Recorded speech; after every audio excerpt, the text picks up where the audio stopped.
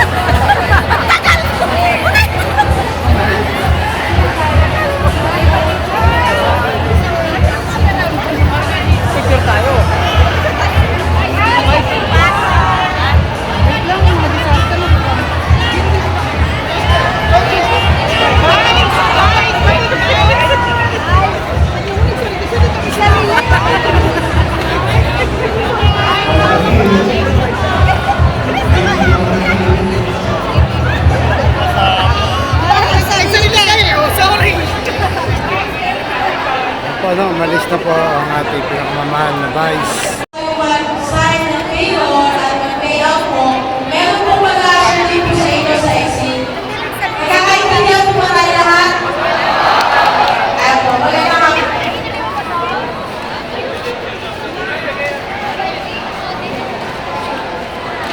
ayan po, no? Namimigay ng cash assistance po. Si Yorme nandito kanina.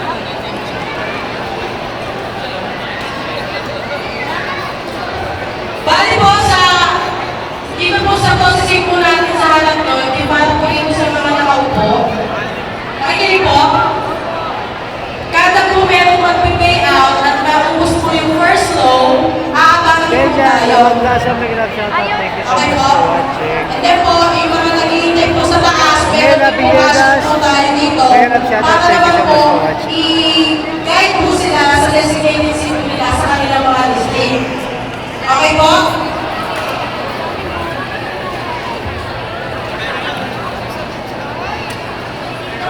Isa lang po ang exit natin po, ma'am sir, yun po.